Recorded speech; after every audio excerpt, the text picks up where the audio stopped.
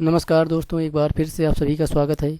मैं अखिलेश मिश्रा, परीक्षा अध्ययन 2.0 पर आज के सेशन में हम डिस्कस करने वाले हैं सीटेट दिसंबर 2019 में जो सेकेंड पेपर पूछा गया था उसके मैथ कंटेंट को हम डिस्कस करने वाले हैं। उससे पहले आपसे रिक्वेस्ट है कि अगर ये प्रश्नों की श्रृंखला आपको बहुत अच्छी लगती है, सारे प्रश्न अच्छे समझ में आ जाते हैं, तो वीडियो को अपने मित्रों एवं संबंधियों के साथ ज़रूर शेयर कर दीजिएगा और हमारे इस वीडियो को एक लाइक कर दीजिएगा। और पहली बार आए हैं तो चैनल को ज़रूर सब्सक्राइब कर लीजिएगा ताकि हम सीटेट की प्रिपरेशन में आपके साथ कुछ ना कुछ योगदान ज़रूर दे सकें। और एक रिक्वेस्ट है कि वीडियो को आप लैंडस्केप मोड पर देखिए ताकि वीडियो अच्छे से आपको स्पष्ट दिखाई दे। आइए चलते हैं बिना प्रश्नों की ओर, बिना समय गंवाएं। फर्स्ट क्वेश्चन आपको दिया गया कि how many pairs of twin primes are there between the integers of 1 to 100। यानी कि यहाँ पर ट्विन प्राइम की बात करी गई है। किसकी बात करी गई है? बात करी गई है ट्विन प्राइम की। तो पहले जान लीजिए कि ट्विन प्राइम होती क्या है। जैसे कि मैंने एक पेयर ले लिया 3 और 5 का। अब 3 और 5 का देखेंगे तो इसमें डिफरेंस कितने का आ रहा है? डिफरेंस आ रहा है 2 का। तो ऐसी दो अभाज्य संख्याएं जिनके बीच में कोई भाज्य संख्या हो, कंपोजिट नंबर हो, कंपोजिट मतलब जिसके 2 से ज़्यादा फैक्टर हों, या ये कहें कि ऐसी संख्या जिसके ऐसी दो अभाज्य संख्याएं, दो प्राइम नंबर्स जिनके बीच डिफरेंस केवल 2 का हो, तो उसे हम क्या कहते हैं? ट्विन प्राइम कहते हैं। तो आइए देखते हैं कितनी होती हैं पहले। तो एक 3 और 5, क्योंकि 3 भी प्राइम है और 5 भी प्राइम है और इनके बीच का डिफरेंस भी 2 है, तो ये पेयर हो गया। नेक्स्ट पेयर की बात करें 5 और 7 का होगा। नेक्स्ट की बात करें 11 और 13 का होगा। इसके बाद बात करें तो ये हो जाएगा आपके पास, सॉरी ये हो जाएगा 17 19 का। इसके बाद 29 31 का होगा। इसके बाद ये हो जाएगा आपके पास 41 43 का हो जाएगा। उसके बाद 59 का 61 का हो जाएगा और लास्ट वाला जो होगा 71 73 का। तो कुल मिलाकर के 1 से जब 100 तक देखेंगे तो हमारे पास कितने 8 अभाज्य संख्याओं के जोड़े बनेंगे जिनको हम क्या कहते हैं? ट्विन प्राइम्स कहते हैं। तो विकल्प चौथा सही आंसर हो जाएगा। नेक्स्ट क्वेश्चन हमें दिया गया है, इसके फैक्टर हमने पहले से कर लिए ताकि आपका समय बच सके। यहाँ पर आपको दिया गया है कि यदि 21,168 बराबर 2 की पावर a 3 की पावर b इंटू सी की पावर 7 की पावर c है, तो ए बी सी जहाँ पर नेचुरल नंबर्स हैं, प्राकृतिक संख्या हैं, तो 4a - 5b + c का मान क्या होगा, ये हमसे पूछा है। तो यहाँ पर हमें पहले 21,168 के फैक्टर करने होंगे जो कि मैंने कर रखे हैं। तो यहाँ पर देखेंगे, यहाँ पर आप देखेंगे कि जो 2 की पावर a है, 2 की पावर a 3 की पावर b 7 की पावर c, यहाँ पर इसको अगर फैक्टर था 21,168 के किए हैं तो देखिए कितने के बराबर हुआ।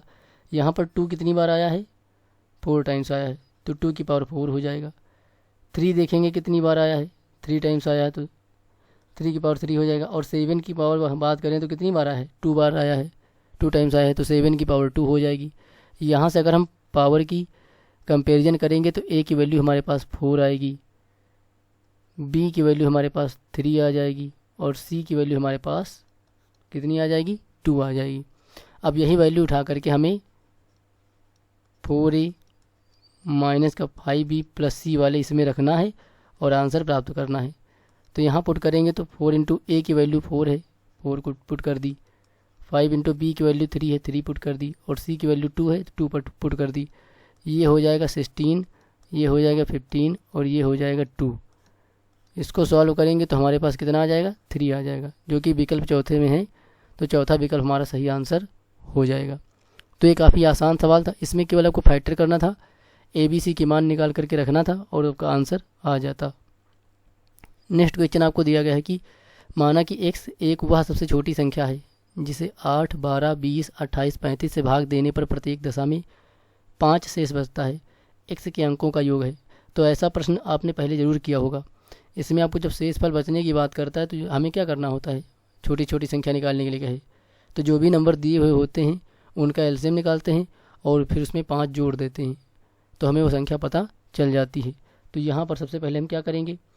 जो नंबर्स दिए गए हैं, क्योंकि जो भी इनका एलसीएम होगा, इन नंबर्स जो नंबर्स दिए गए हैं, इन नंबर्स का जो भी एलसीएम होगा वो क्या होगा? इन सब से पूरा डिवाइड हो जाएगा। यानी कि 8 12 20 28 और 35 जो है अगर हम क्या करेंगे, इनका एलसीएम निकालेंगे, तो जो इनका एलसीएम जो आएगा वो इन सभी संख्याओं से 8, 12, 20, 28, 35 से ज़रूर डिवाइड होगा, क्योंकि इनके एलसीएम से निकला है वो, तो इनसे ज़रूर डिवाइड होगा।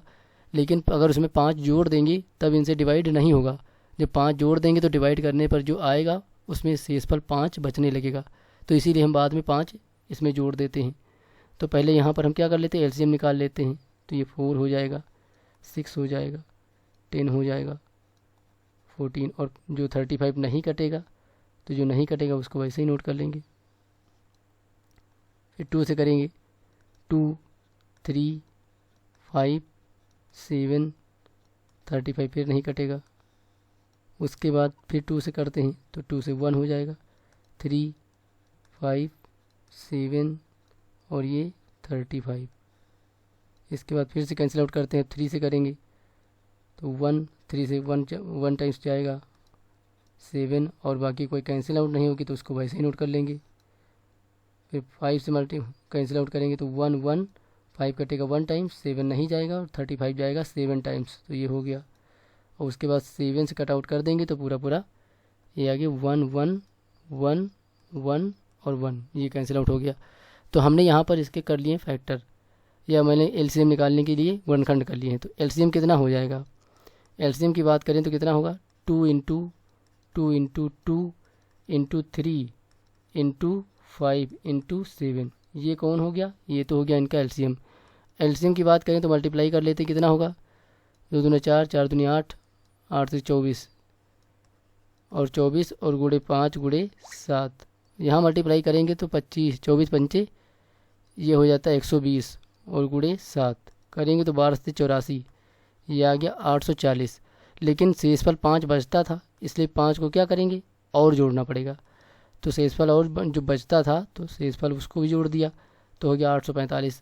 अब अंकों का योग निकालेंगे, तो अंकों का योग इसने पूछा ना, तो यहाँ पर क्या करना पड़ेगा, 8, 4, 5 सबको जोड़ना पड़ेगा। तो जोड़ेंगे 8, 4, 12, 5 कितना हो जाएगा, 17 हो जाएगा। तो विकल्प जो चौथा वो हमारा क्या हो जाएगा, इसका सही आंसर हो जाएगा। आप जितनी जल्दी इसका एलसीएम निकाल लेंगे उतनी जल्दी आपका ये सवाल हो जाएगा। इस तरीके के प्रश्न आपसे रिपीट होते रहते हैं। आइए नेक्स्ट क्वेश्चन की ओर चलते हैं। नेक्स्ट क्वेश्चन दिया गया कि संख्याओं 50, 61, 92 और 117 में से प्रत्येक में से कौन सी संख्या घटाई जाए ताकि इस प्रकार इसी क्रम में प्राप्त संख्याएं क्या हो जाएं, समानुपात में हो जाएं। तो समानुपात में हो जाए, घटाने की बात करेगी ये, तो समानुपात में हो जाएंगी। मैंने माना क्या कि एक 50 थी, मैंने इसमें से क्या कर दिया, एक से घटा दिया। सब में से मैंने एक संख्या मानी छोटी छोटी जिसको मैंने एक से माना, और इसको सब में से घटा दिया। तो इसको घटाएंगे तो 61 में से घटाया, और 50 में से घटा 61 में, तो इसका अनुपात जो होगा वो 92 में से जो घटाएंगे और 117 में से जो घटाएंगे उनके अनुपात की क्या होगा, बराबर होगा। क्योंकि इसने बोला दोनों से क्या हो जाएंगी, दोनों के अनुपात बराबर हो जाएंगे, अर्थात समानुपाती हो जाएंगी। तो यहाँ से हमें कैंसिल आउट करके इसका मान निकालना पड़ेगा, क्रॉस मल्टीप्लाई करना होगा।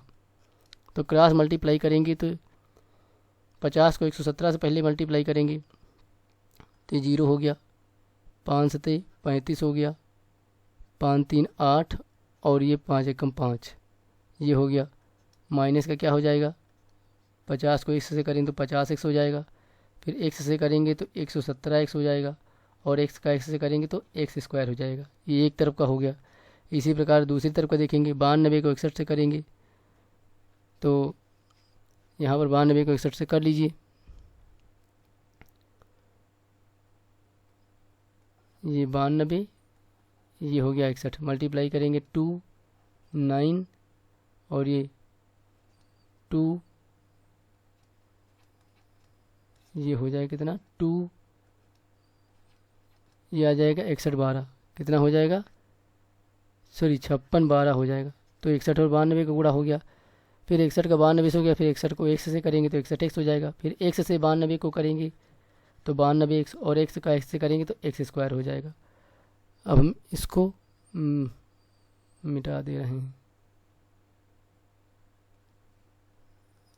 अब देखेंगे यहाँ पर, अब दोनों पैर जब कैंसिल आउट हो जाएंगे, x स्क्वायर दोनों बराबर में है और सेम साइन है, चिन्ह समान है, तो कट जाएंगे।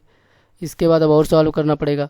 तो 58 50 है और इधर 56 112 है, तो 56 112 उसमें जा कर के घटेगा तो कितना आ जाएगा, ये आ जाएगा हमारे पास, बचेगा 238, 250 बचेगा, 12 और घटेगा तो बचेगा 238।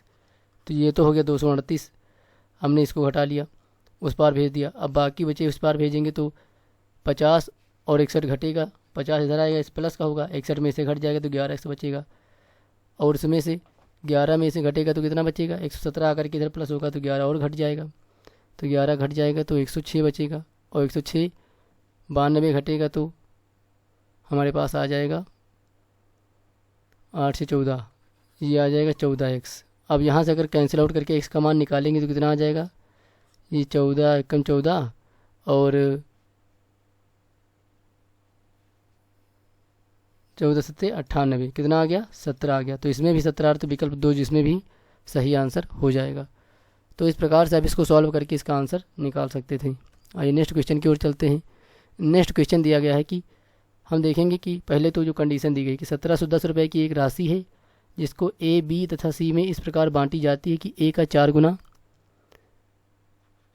ए का क्या किया गया है 4 गुना, बी का 6 गुना, तो बी का ये हो गया 6 गुना, और सी का 9 गुना, तो सी का क्या कर दिया 9 गुना कर दिया।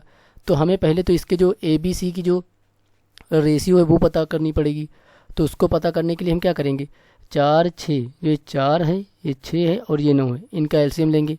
तो इनका एलसीएम कितना आएगा, 36 आएगा। आप लेंगे तो आपको क्या मिलेगा, 36 मिलेगा। तो 36 से क्या करेंगे, सब में डिवाइड कर देंगे, 36 से कर देंगे सब में डिवाइड।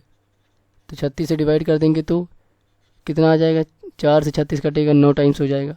फिर उसके बाद 6 से 36 कटेगा 6 टाइम्स जाएगा। फिर सी से करेंगे तो 9 चौको 36, 4 बार गया। तो इस प्रकार हमने ए का और बी का और सी का सबके हमने भाग निकाल लिए कि कौन कितने भाग में 1710 में अपना हिस्सा शेयर करेगा। तो हमसे ए और सी के अंतर पूछा है तो हमें क्या निकालना पड़ेगा भाई, 1710 है वो किसके बराबर है, उसकी वैल्यू किसके बराबर होगी, 9 6 कितना हो जाता है 15, और 15 4 कितना हो जाएगा 19 हो जाएगा। यानी यही तो ए बी सी तीनों के भाग मिला करके 9 6 और 4 को मिला करके 9 6 15 4 19 ये हो गया। लेकिन अनुपात के अनुसार 19 है, लेकिन धनराशि के अनुसार 1710 रुपये है, यानी 19 का मान 1710 रुपये की हो गया। तो यहाँ से निकालेंगे एक की वैल्यू, तो एक की वैल्यू कितनी आ जाएगी, एक की वैल्यू आ जाएगी 1710 बटे कितना हो जाएगा 19 हो जाएगा। अब हमसे ए और सी के बीच में पूछा तो ए का निकालेंगे, तो ए का कैसे निकालेंगे, अब यहाँ कैंसिल आउट कर लेते हैं, एक बार देख लेते हैं एक की वैल्यू कितनी आएगी, 19 नवैया 171 कितना आ गया, 19 नवैया 171 यानी 90 आ गया। तो ए का मान कितना होगा, ए का मान 90 है, तो ए का मान कितना है, ए में देखिए कितना है, ए का मान 9 है, तो 9 से गुणा कर देंगे तो ये कितना आ जाएगा 9 9 81 810 हो गया। उसके बाद सी की वैल्यू पूछी गई है, तो सी की वैल्यू, ए की वैल्यू 90, तो सी की वैल्यू कितनी है, सी की वैल्यू हमारे पास कितनी है 4 है, ध्यान से देखिएगा। तो 4 रखेंगे तो 9 चौको कितना हो जाएगा 36 हो जाएगा, यानी ये आ गया 310। अब डिफरेंस करेंगे तो कितना आएगा दोनों के बीच का जो डिफरेंस आएगा वो कितना आ जाएगा, वो वही 0 आ गया, और 11 में से 6 गया तो 5 बचा, और 7 में से 3 गया तो 4 बचा, यानी कितना बचा 450 रुपये का डिफरेंस दोनों के बीच में आ रहा है। तो दूसरा विकल्प हमारा सही आंसर हो जाएगा। नेक्स्ट क्वेश्चन दिया गया कि दो टोकरियों ए और बी में रखे फलों की संख्या में 6:7:9 का अनुपात है। यदि टोकरी ए में से 6 फल निकाल करके टोकरी बी में डाल दी जाएं तो यह अनुपात 1:3 हो जाता है। तो ए और बी में कुल फलों की संख्या ज्ञात कीजिए। तो आपको ए और बी के टोकरी में भाई ये ए और बी का अनुपात हो गया, कितना दे रखा है, अनुपात दे रखा है 7:9। तो मैं मान लेता हूँ इसको क्या 7x मान लेता हूँ, इसको मान लेता हूँ 9x। अगर अनुपात से इसको भिन्न करना चाहें, अलग करना चाहें तो इसके साथ एक संबंध होता है, तो x के रूप में उस संबंध को हमने इसके साथ जोड़ लिया। यानी पहली टोकरी में मैंने माना कि 7x फल थे और दूसरी टोकरी में मैंने माना कि 9x फल थे। अब आगे जो दूसरी कंडीशन कह रही है कि ए में से 6 फल निकाले, तो क्या करेंगे, ए कौन है, एक ए में है 7x, इसमें से 6 निकाले तो 6 घटा देंगे क्योंकि निकाल लिए हैं, और फिर दूसरे वाले में क्या कर दिए, रख दिए हैं, दूसरी 9x थी उसमें रख दिए निकाल करके, तो उसमें जोड़ना पड़ेगा। अब अनुपात कितना हो जा रहा है 1/3 हो जा रहा है। तो इसको सॉल्व करेंगे आंसर आ जाएगा। तो ये आ जाएगा 7 × 21 से क्रॉस मल्टीप्लाई करेंगे और 3 × 18 बराबर हो जाएगा 9x + 6 हो जाएगा। इसको और सॉल्व करेंगे, 21 9 जाएगा तो बचेगा 12x, ये उधर जाएगा तो 24 आ जाएगा। यहाँ से कैलकुलेट करेंगे तो x की वैल्यू 12 दूनी 24, यानी हमने यहाँ से x की वैल्यू कितनी निकाल ली, 2 निकाल ली। अब हमने फल की बात की है तो फल कितने हो जाएंगे, इसमें 7x थे तो 7 दूनी कितना हो जाएगा, 14 हो जाएगा। इसमें 9x फल थे टोकरी में तो 9 दूनी कितना हो जाएगा, 18 हो जाएगा। दोनों को जोड़ लेंगे 14 और 18 को, तो 22 10 कितने हो जाएंगे, 32 हो जाएंगे। तो जो दूसरा विकल्प है वो सही आंसर हो जाएगा। तो इस प्रकार से आप इस प्रश्न को कर सकते हैं। आइए नेक्स्ट क्वेश्चन को देखते हैं। आपको यहाँ पर त्रिभुज ABC और त्रिभुज ADB का उभयनिष्ठ आधार AB है, यानी आप देखेंगे कि यहाँ पर एक त्रिभुज है, चलिए माना उसका आधार क्या है, एक ही आधार पर दोनों बने हैं, तभी तो उभयनिष्ठ आधार है। उभयनिष्ठ आधार का मतलब कि दोनों के एक ही आधार हैं। फिर एक पर एक त्रिभुज बना हुआ है, इस आधार पर एक त्रिभुज बना हुआ है, कौन सा, वो बना है ABC, तो ये ABC हो गया। और दूसरा जो त्रिभुज है वो कौन सा है, वो हमको दिया गया है ABD है, तो इसमें D हो गया। तो अब देखिए इसने दे रखा है कि AB दोनों में सेम है, तो देखा जाए तो दोनों त्रिभुजों की अगर तुलना करें तो पहले त्रिभुज में जो AB थी वही त्रिभुज में क्या है, ये दूसरे में भी AB है, तो ये तो क्या हो गई, ये तो थी कॉमन, ये क्या थी, ये कॉमन थी। ओके, इसके बाद उसने बोला है कि DA AB पर लंब है। DA जो है वो क्या है, DA, सॉरी ये मत, यहाँ पर इसको पॉइंट बदल लीजिए ताकि DA हो जाए, ये पॉइंट यहाँ पर आप बदल लीजिए ताकि DA हो जाए, DA परपेंडिकुलर नहीं रहेगी, ये ध्यान रखना पड़ेगा। तो D के साथ में A कर लीजिए और इधर कर लीजिए आप B कर लीजिए, तो DA क्या हो गई, इस पर लंब हो गई AB पर, और इधर जो CB हो गई वो क्या हो गई, इधर लंब हो गई। तो दोनों त्रिभुजों की बात करें तो एक में B कोण हो गया और एक में कोण क्या हो गया, A हो गया। ये दोनों कितने के हो गए, 90 डिग्री के हो गए। AB कॉमन हो गई, B और A 90 डिग्री के हो गए। और इसके बाद उसने बोला कि AC BD बराबर है, ये AC हो गया और इधर क्या हो गया BD, तो जो AC है वो BD के बराबर है। तो आप देखेंगे कि दो साइड क्या हो गई, बराबर हो गई, कोण बराबर हो गया, तो क्या हो जाएगा, साइड एंगल साइड सर्वांग समता से दोनों त्रिभुज क्या हो जाएंगे, सर्वांगसम हो जाएंगे। लेकिन अब इसकी पहचान कैसे करेंगे, क्योंकि बिंदुवार लिखना पड़ता है। तो देखेंगे C जो होगा वो D के इक्वल होगा और जो B होगा वो A के इक्वल होगा। तो यहाँ पर देखेंगे कि BA और CD किस में मिल रहा है, C की सिमिलरिटी D से होगी और B क्योंकि C D के बराबर हो जाएगा, B A के बराबर हो जाएगा।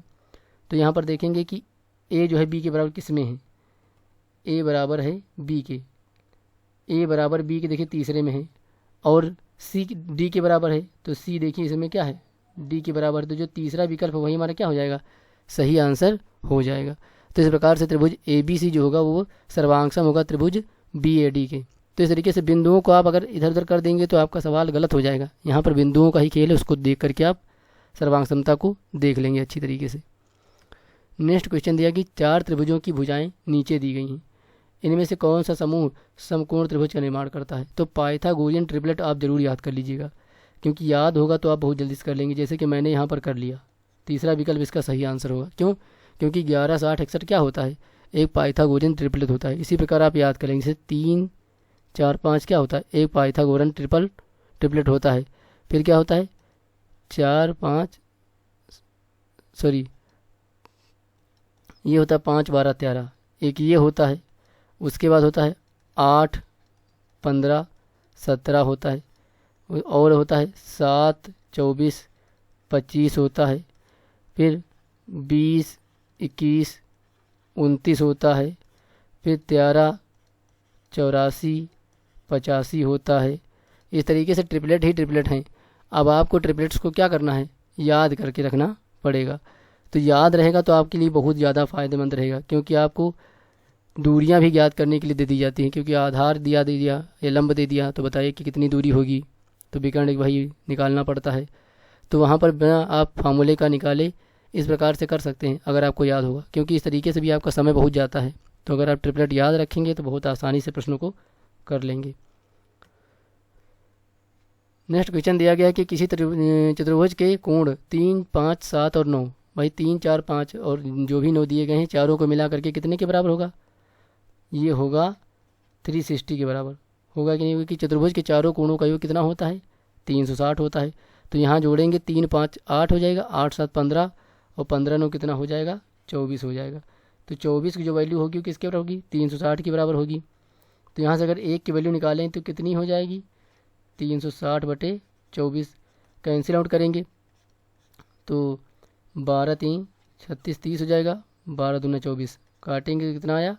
15 आया। यानी एक की वैल्यू कितनी आ गई? 15 डिग्री आ गई, 15 अंश आ गया। तो हमसे बोला गया कि सबसे बड़े और सबसे छोटे कोण का अंतर क्या है? तो सबसे बड़ा कोण 9 है, तो एक की वैल्यू 15, तो 9 की वैल्यू कितनी हो जाएगी? अगर यहाँ से बड़ा निकालेंगे तो कितना आ जाएगा? एक की वैल्यू 15, तो 9 की वैल्यू 15 गुणे 9, ये आ जाएगी 135। और यहाँ पर बात करेंगे छोटा, तो छोटा कितना है? तीसरा है। तो 3 की निकालनी, तो एक की वैल्यू 15, तो 3 की वैल्यू 15 3 45। अंतर की बात कर रहा है तो डिफरेंस कितना आ जाएगा? ये आ जाएगा 90 का। तो जो दूसरा चौथा विकल्प है जो वही सही आंसर हो जाएगा। तो इस प्रकार में भी आप क्वेश्चन को बहुत आसानी से कर लेंगे। नेक्स्ट क्वेश्चन दिया गया है कि किसी त्रिभुज का परिमाप 12 सेंटीमीटर है। ये सवाल आप ध्यान से देखिएगा और हो सके तो इस प्रश्न को आप पॉज करके अपने हिसाब से करने का प्रयास कीजिएगा, क्योंकि इसमें किसी प्रकार की कॉन्सेप्ट की ज़रूरत नहीं है, बल्कि अपने लॉजिक की ज़रूरत पड़ेगी। उसी के बेस पर आप इसको कर पाएंगे, नहीं तो आप इसे नहीं कर पाएंगे। तो यहाँ पर दिखाया गया कि त्रिभुज का परिमाप, यानी त्रिभुज के परिमाप की बात करें तो हमारे पास त्रिभुज का परिमाप दिया हुआ है 12 सेंटीमीटर। अब इस परिमाप का इस्तेमाल करके लिखा गया कि यदि इसकी सभी भुजाओं की लंबाइयाँ सेंटीमीटर में पूर्णांक में, यानी जो भी सब भुजाएं हैं त्रिभुज की सब पूर्णांक में, पूर्णांक है, कोई भिन्न में नहीं है या कोई दशमलव में नहीं है, तो इस प्रकार के कितने विभिन्न त्रिभुज संभव हैं, ये इसने पूछ लिया। तो आप देखेंगे कि अगर यहाँ पर जोड़े भिड़ाने पड़ेंगे, अब त्रिभुज की तीनों भुजाएं इस प्रकार से माननी होंगी कि 2 का योग क्या हो? तीसरे से बड़ा हो, क्योंकि त्रिभुज तभी निर्मित होता है जब 2 भुजाओं का योग क्या हो? तीसरी से बड़ा हो। यानी जैसे मैंने ABC 3 मान ली, तो AB का जो योग होगा वो तीसरी भुजा C से बड़ा होना चाहिए। इस प्रकार से करना होगा, तब जाकर के हमें पता चलेगा कि कितने त्रिभुजों के निर्माण किया जा सकता है। तो यहाँ पर देखेंगे तो आपको मिलेगा, जैसे मान लिया यहाँ पर मैंने 3 4 और 5 मान लिए, 3 4 7 हो जाएगा और 5 जोड़ करके कितना 12 हो जाएगा कि नहीं हो जाएगा? 3 4 5 जोड़ोगे तो तीनों भुजाओं का योग कितना हो जाएगा? 12 हो जाएगा, जो कि इसके परिमाप के बराबर होगा, क्योंकि 12 से ना कम होना चाहिए ना ज़्यादा होना चाहिए, क्योंकि परिमाप इसने कितना दे रखा है? 12 दे रखा है। तो 12 को ऐसे 3 खंडों में तोड़ेंगे कि 3 भुजाएं भी हो जाएं और तीनों को जोड़ें तो परिमाप वापस 12 फिर से मिल जाए। तो अब आइए इसको देखते हैं क्या इससे निर्मित होगा कि नहीं होगा। तो अब देखेंगे कि 3 और 4 को जोड़ेंगे तो क्या होगा? 7 होगा, जो कि तीसरी भुजा 5 से बड़ा है, हो जाएगा। उसके बाद अगर 4 और 5 को जोड़ के देख लेते हैं, 4 और 5 को जोड़ेंगे तो 3 से बड़ा हो जाएगा। और अगर 5 और 3 को जोड़ेंगे तो क्या हो जाएगा? 4 से बड़ा हो जाएगा। यानी कि इसके लिए जो तीनों कंडीशन है वो सेटिस्फाई हो रही हैं। इसका मतलब 3 4 5 से त्रिभुज की रचना करना क्या है? संभव है। तो एक तो मिल गया। अब आइए दूसरा देखते हैं। वैसे तो मैंने यहाँ पर कर रखा था, इसको आप लिए बता रहा हूँ, वरना मुझे भी थोड़ा बहुत जरूर सोचना पड़ जाता। अच्छा, मैंने दूसरा माना कि 2 5 5 है। अब इस तरह से देखेंगे तो कितना मिलेगा? पहली क्या है? 2 है, दूसरी भुजा 5 है, दोनों को जोड़ेंगे तो तीसरी भुजा 5 से बड़ी हो जाएगी, पहली कंडीशन सेटिस्फाई। दूसरी देखेंगे, जब दोनों 5 5 को जोड़ेंगे तो 2 से बड़ा हो जाएगा, दूसरी कंडीशन सेटिस्फाई। तीसरी देखेंगे, अगर 5 और 2 यानी अंतिम और पहली को जोड़ेंगे तो 5 से बड़ा हो जाएगा। तो इस प्रकार से क्या हो जाएगी? तीसरी कंडीशन भी क्या हो जाएगी? सेटिस्फाई हो जाएगी। तो इस प्रकार से 2 तरीक़ों से क्या होगा? एक 3 4 5 से और एक 2 5 5 से अगर ये भुजाएं लेंगे तो त्रिभुज की रचना संभव होगी। इस प्रकार जो इसका आंसर होगा वो क्या होगा? इसका आंसर जो होगा वो 2 होगा। तो इस प्रश्न में आपको लॉजिक लगा करके देखना पड़ेगा। इस सवाल में आपको समय ज़रूर लगेगा। अगर आपने नहीं किया है तो आपको सोचना ज़रूर पड़ेगा। आइए चलते नेक्स्ट प्रश्न की ओर। नेक्स्ट क्वेश्चन दिया गया कि एक घनाभाकार गोदाम की लंबाई। अच्छा, ये प्रश्न हमने पिछले सेशन में जितने भी सेट किए हैं उनमें ज़रूर किया है, तो मुझे लगता है ये क्वेश्चन आपको ज़्यादा बताने की हमें ज़रूरत नहीं पड़ेगी। अब बोला गया कि डिब्बे की संख्या पूछ रहा है, कि इसके अंदर अधिकतम कितने घनाभाकार संख्या, तो संख्या हमसे पूछी गई कि कितने घनाभाकार डिब्बे इसके अंदर रखे जा सकते हैं। यानी एक गोदाम है, उस गोदाम की लंबाई, चौड़ाई और ऊंचाई दी हुई है, तो गोदाम का इससे क्या निकल आएगा, आयतन निकल आएगा। तो संख्या कैसे निकालते हैं, गोदाम का आयतन बटे एक डिब्बे का आयतन। तो गोदाम का आयतन देखेंगे तो कितना है, ये 56 मीटर गुणे 42 मीटर और गुणे ये कितना है 10 मीटर। तो ये तो हो गया हमारा किसका, गोदाम का आयतन। अब इसमें जितने डिब्बे रखने हैं तो उसमें से एक डिब्बे का आयतन पता होगा, तभी पता चलेगा कि उस गोदाम में कितने जो डिब्बे हैं वो आ जाएंगे। तो यहाँ पर देखेंगे हमें मिलेगा एक का जो आयतन दिया गया है वो 2.8 सेंटीमीटर मीटर है, सॉरी, उसके बाद 2.5 मीटर और उसके बाद कितना लिखा है 70 सेंटीमीटर। तो ये सवाल बहुत लोग गलत कर सकते हैं, क्यों, क्योंकि मुझे दिखाई दे गया है। क्यों, क्योंकि यहाँ पर देखेंगे दो तो आपको किस में दे दी हैं, मीटर में, लेकिन तीसरी दे दी है जो डिब्बे की आयतन जो ऊंचाई है वो किस में दे रखी है, सेंटीमीटर में दे रखी है। तो यहाँ बहुत सतर्क रहने की ज़रूरत है, क्योंकि यहाँ पैमाना ज़रूर चेंज करना पड़ेगा, तभी आप इसका उत्तर निकाल पाएंगे। तो आइए चलते इसको सॉल्व करते हैं। यानी कि गोदाम का आयतन बटे एक डिब्बे का आयतन करेंगे तो पता चल जाएगा गोदाम में कितने डिब्बे आ सकते हैं। तो यहाँ पर क्या है 56 है, 56 मीटर में तो 100 से गुणा करेंगे तो क्या बनेगा सेंटीमीटर। इसी प्रकार 42 क्या है मीटर है, 100 से गुणा करेंगे सेंटीमीटर बनेगा। 10 मीटर है, इसको भी 100 से गुणा करेंगे तो क्या बनेगा, ये बनेगा सेंटीमीटर। उसके बाद 2.8 है ना, अगर 100 से गुणा करेंगे तो कितना आ जाएगा, यहाँ पर 280 आ जाएगा, क्योंकि एक जीरो तो दशमलव खा जाएगा, एक जीरो 28 के पीछे लग जाएगा। तो अब ये किस में हो जाएगा, ये भी सेंटीमीटर में हो जाएगा। उसके बाद 2.5 है, इसको भी 100 से गुणा करना पड़ेगा, क्योंकि एक मीटर में 100 सेंटीमीटर होते हैं, तो 100 से गुणा करेंगे तो सेंटीमीटर बन जाएगा। तो 2.5 मीटर जो होगा वो कितना हो जाएगा, 250 सेंटीमीटर के बराबर हो जाएगा। और आखिरी वाले को चेंज करने की ज़रूरत नहीं है, यही तो इसने लॉजिक लगाया है, उसको पहले से सेंटीमीटर में दे रखा, तो इसको मत चेंज करिएगा आप, ये पता चले इसमें भी 100 से गुणा कर दूँ तो सब रखा ही रह जाए। तो अब यहाँ 0 1 2 और 3 जीरो ये हो गए, 1 2 3 जीरो ये हो गए। उसके बाद 28 से काटेंगे तो 28 दूना कितना होता है, ये हो जाता है 56। 25 से काटेंगे तो ये आ जाएगा 25 चौको 100 हो जाएगा। और अगर यहाँ 7 से काटेंगे 42 को तो 7 छक्के 42, यानी कितना बचा, 2 बचा, 100 बचा, 6 बचा, 4 बचा, इतना बचा। अब इसको मल्टीप्लाई करेंगे तो आंसर आ जाएगा। तो 6 चौको 24, 24 दूना कितना होता है 48, और 2 जीरो जोड़ करके कितना आ गया 4800 आ गया।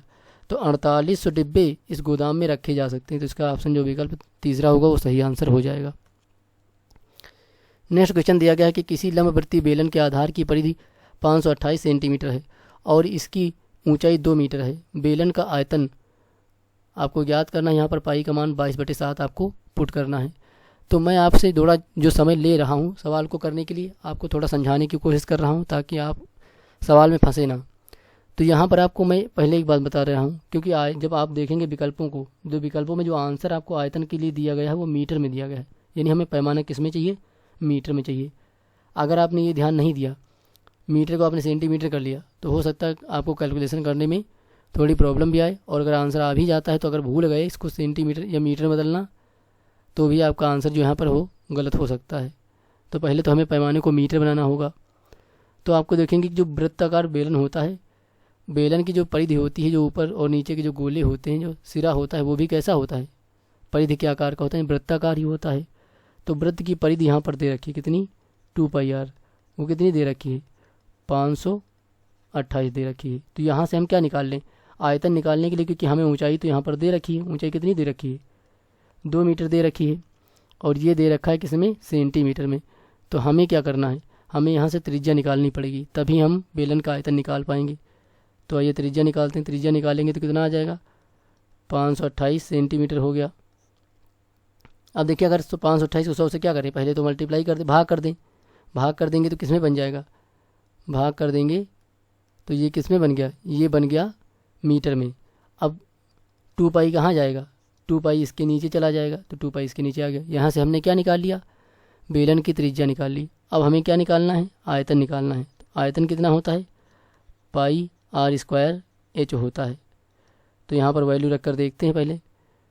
तो जब वैल्यू रखेंगे तो आप देखेंगे कि पाई हो गया आर स्क्वायर है यानी 2 बार लिखना पड़ेगा, तो 528/100 गुणे कितना है 2 पाई है, और इसको 2 बार लिखना पड़ेगा क्योंकि स्क्वायर है, तो एक बार और लिखते हैं 100 गुणे 2 पाई, और गुणे करना है किससे, ऊंचाई से, ऊंचाई कितनी है 2, तो इससे गुणा कर दिया।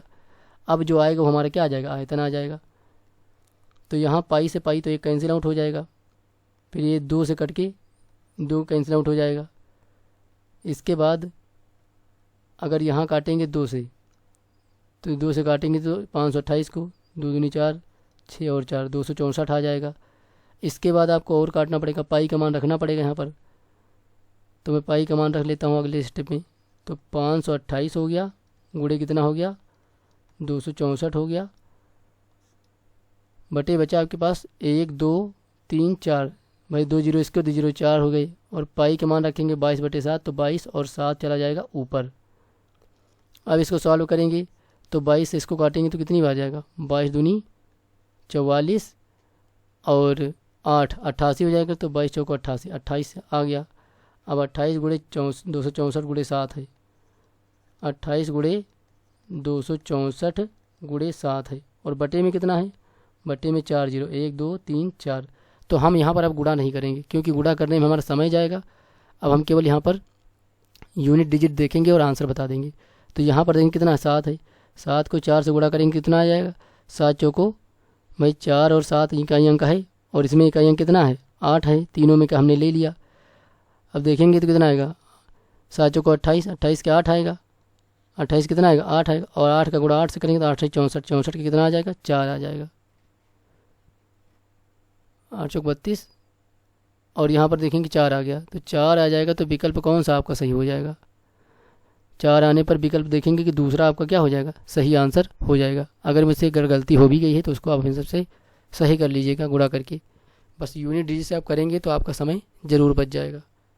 आइए आगे चलते हैं, देखते हैं नेक्स्ट क्वेश्चन। नेक्स्ट क्वेश्चन आपको दिया गया है कि किसी चतुर्भुज का क्षेत्रफल कितना है 227.2 सेंटीमीटर स्क्वायर है, और इसके एक विकर्ण की आपको यहाँ पर 2 विकर्ण दिए गए हैं। एक विकर्ण जो दिया गया है मैंने मान लिया कौन हो गया A B C और ये हो गया D, विकर्ण AC है। इस पर एक लंब आपका है 7.2 का, और दूसरा जो है वो कितना है 8.8 का है। तो जो इस प्रकार का फिगर होता है उसका जो एरिया होता है उसका सूत्र होता है 1/2, और D1 D2 मान लेते हैं, मैंने मान लिया जो परपेंडिकुलर डाले गए हैं, और जो विकर्ण होता है उसको मैंने क्या मान लिया, विकर्ण आपका जो था वो AC हो गया। मैंने विकर्ण AC तो था, विकर्ण को AC ही रख लिया, और ये क्या होता है एरिया होता है। तो ये फार्मूला लगाएंगे तो आपका आंसर आ जाएगा। तो यहाँ से 1/2, एक लंब की लंबाई 7.2 है, दूसरे की लंबाई 8.8 है, विकर्ण पता नहीं तो उसको वैसे ही रखेंगे। ये क्या था, ये था एरिया, तो एरिया आपको दे रखा है 227.2। यहाँ से कैलकुलेट करेंगे AC की वैल्यू, तो AC की वैल्यू कैलकुलेट करेंगे तो 227.2, और 2 गुणे में था ये वाला, ये उधर जाए बटे में था गुणे में हो जाएगा, और ये जोड़ेंगे तो 8 7 15 कितना हो जाएगा 16 हो जाएगा।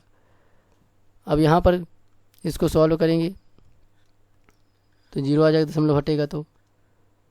इसके बाद जब हम कैंसिल आउट करेंगे तो 16 ये आ जाएगा, 16 कम 16 और 16 6 67 हो जाएगा, तो 16 चौको 64 हो जाएगा, 3 बचेगा तो 16 दूना 32 हो जाएगा, और गुणे कितना 2, 16 से काटा तो भी 10 बचा हुआ है नीचे। अब यहाँ पर करेंगे तो 142 दूना कितना हो जाएगा, ये हो जाएगा 284, और 1 10 नीचे था तो एक अंक बाद दशमलव लग गया, तो 28.4 सेंटीमीटर जो हो गया वो विकर्ण की लंबाई आ गई।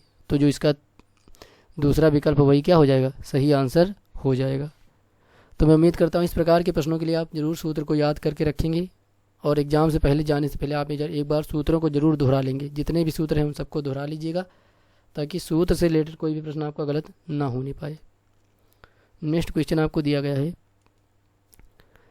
यहाँ पर x² - 2x + 1 का मान ज्ञात करना है। ऊपर एक समीकरण दी गई है, इस समीकरण को हल करेंगे जिससे हमें क्या मिलेगा x का मान, और x का मान वही नीचे पुट करेंगे तो हमारा क्या आ जाएगा आंसर हमें मिल जाएगा बराबर 9x माइनस का 8। सॉल्व करते हैं तो जब सॉल्व करेंगे तो ये हो जाएगा 15x और 20 हो जाएगा माइनस 8 छंग 48x 8 सत्ते 56 बराबर 9x माइनस का 8 हो जाएगा।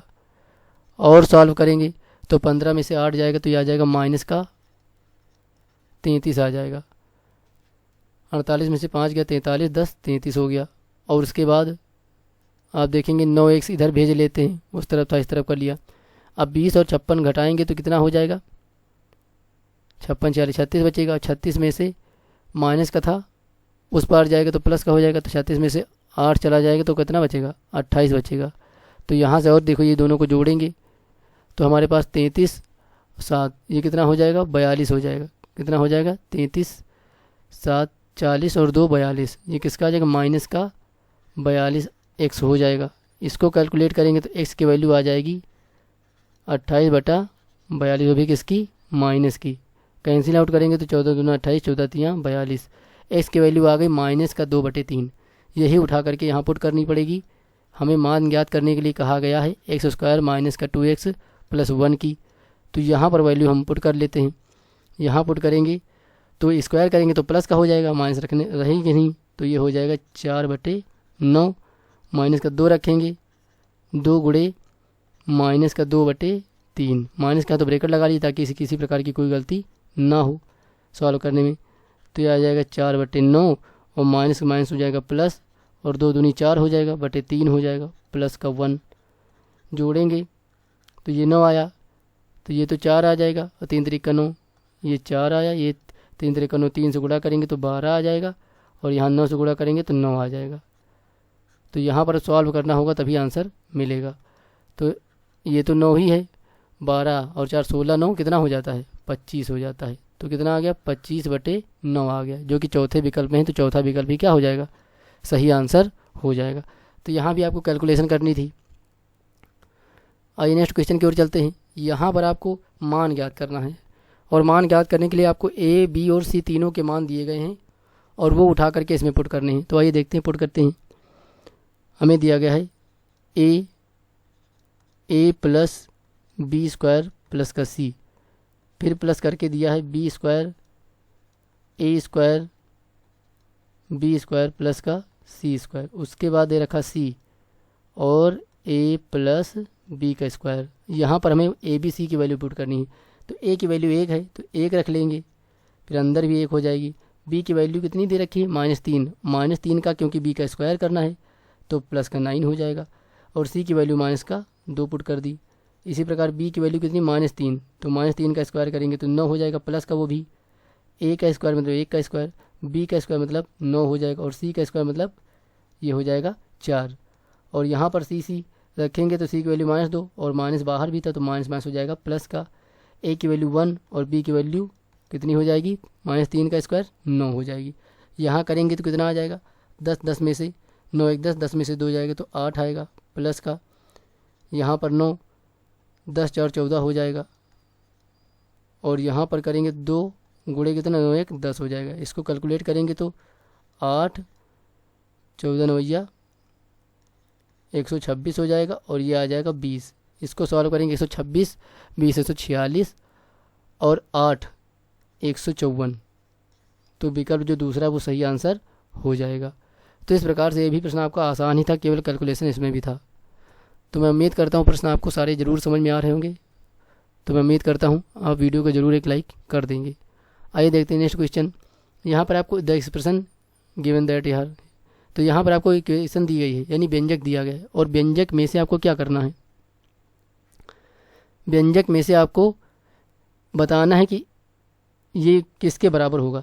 तो आइए देखते हैं इस प्रश्न को। तो हम बहुत ट्रिक से करेंगे तो आसान रहेगा। क्यों, क्योंकि हम देखेंगे कि x³ माइनस y³ फिर y³ x³ यानी x³ y³ के सारे जो चारों विकल्प हैं, चारों विकल्पों में x³ और y³ के जो चिन्ह हैं वो बदले हुए हैं।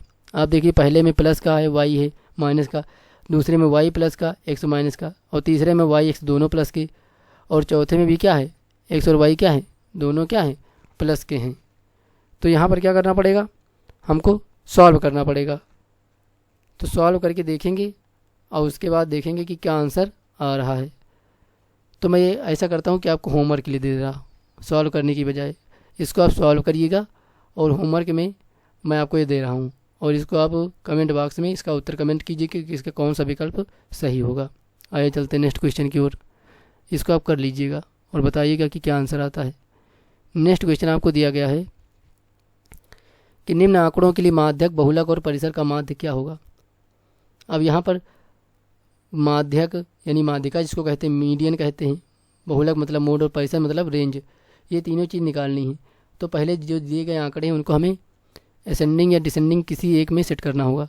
तो पहले मैं असेंडिंग में सेट कर लेता हूँ। तो पहले 0 हो गया, उसके बाद 8 हो गया, उसके बाद 9 हो गया, 10 है नहीं तो 11 आ जाएगा। 11 कितनी बार है, 2 बार है। 8 0 हो गया, 8 हो गया, और क्या हो गया, उसके बाद 9 हो गया, उसके बाद 11 हो गया, उसके बाद 12 है नहीं है जी, 13 14 15 कोई भी नहीं, 16 भी नहीं है, 17 है। तो 17 है तो लिख लेंगे 17 को। 17 के बाद 18 भी है तो 17 हो गया ये, और ये हो गया क्या 18। 19 है नहीं, इसके बाद कौन आ जाएगा, 20 आ जाएगा क्योंकि 20 है एक बार। फिर 21 22 23 24, 23 तो है नहीं इसमें कहीं पर, 24 है तो 24 को नोट कर लेते हैं। इसके बाद 25 देखें कितनी बार, 3 बार, 1 2 और 3, 25 3 बार है तो ये हो जाएगा 25 25 25 3 बार हो गया। फिर 26 27 28 कुछ है नहीं है, 29 है, इसके बाद 29 हो गया। उसके बाद 30 भी हमारे पास है, और 30 हमारे पास कितनी बार, 2 बार है, क्योंकि एक 30 देखिए यहाँ पर है, एक 30 यहाँ पर है। उसके बाद बचा कौन, एक 44 बचा और एक बचा 50। तो इस प्रकार से हमने सारे असेंडिंग या डिसेंडिंग में कर लिए, असेंडिंग में कर लिए हमने। अब हमसे ज्ञात करना है कि माध्यक यानी मीडियन ज्ञात करना है। तो माध्यक का मतलब क्या होता है, माध्यक मतलब मध्य पद। अब देखें पद कितने हैं, 1 2 3 4 5 6 7 8 9 10 11 12 13 14 15 16 17, यानी कि n बराबर कितना दिया गया है, n बराबर हमें 17 मालूम है कि पदों की संख्या विषम है। तो 8 इधर छूट जाएंगे, 8 उधर छूट जाएंगे, और बीच में हमें पता चल जाएगा कि माध्यक क्या है। तो 1 2 3 4 5 6 6 7 8, तो कितना आ गया, बीच का पद 24 आ गया। तो यही क्या हो जाएगा, माध्यक हो जाएगा। अगर 2 2 हो जाते, सम हो जाता, अगर 16 होते तो हमें जोड़ना पड़ता 2 को बीच में, क्योंकि बीच में 2 आते, 2 को जोड़ के 2 से भाग कर देते तब माध्यक आता। अब विषम हो गया तो ज़्यादा आसान हो गया। इसके बाद ज्ञात करना है बहुलक, यानी जिसको क्या कहते हैं, मोड कहते हैं। मोड देखेंगे तो ऐसे ही पता चल रहा है कि 25 होगा, क्योंकि 25 3 बार आया है। और उसके बाद रेंज की बात करी गई है। रेंज मतलब अंतिम माइनस फर्स्ट, इनको घटाएंगे तो कितना आ जाएगा, 50 ही आ जाएगा। अब बात किया गया है कि इन तीनों का मीन निकालना है। तो पद कितने हैं पहले तो ये देख लीजिए, पद 3 है तो 3 से भाग करना होगा। एक 24 है, दूसरा 25 है और 50 है। 24 25 कितना होगा, ये 24 हो गया, उसके बाद ये 25 हो गया, और ये कितना हो गया, 50 हो गया। तीनों को जोड़ेंगे और फिर किससे भाग करेंगे, 3 से भाग करेंगे, क्योंकि 3 पद हो गए हैं। तो 24 49 और 50 कितना हो जाएगा, ये हो जाएगा 99/3। सॉल्व करेंगे तो आ जाएगा 33। तो विकल्प जो तीसरा है वो सही आंसर हो जाएगा। तो अभी तक इस सेट में जो भी क्वेश्चन थे वो सारे के सारे क्वेश्चन कैसे थे, आपके कैलकुलेशन बेस्ड थे। ज़्यादा कोई लॉजिक वाले सवाल नहीं थे, केवल 2 क्वेश्चन को छोड़ करके, एक परिमाप वाला जिसमें त्रिभुज का निर्माण कितनी प्रकार से किया जा सकता है, और एक पहला क्वेश्चन जिसमें 10 प्राइम नंबर्स की बात करी गई है। तो इन 2 क्वेश्चन को छोड़ करके बाकी जो जितने भी सारे क्वेश्चन थे उन सारे क्वेश्चन से मैं आपको केवल कैलकुलेशन करनी थी और फार्मूले का पता होना ज़रूरी था। तो मैं उम्मीद करता हूँ यह सेशन आपको ज़रूर अच्छा लगा होगा। अगर सेशन अच्छा लगा हो तो वीडियो को ज़रूर लाइक कर दीजिएगा भैया, और अपने मित्रों के साथ शेयर भी ज़रूर कर दीजिएगा।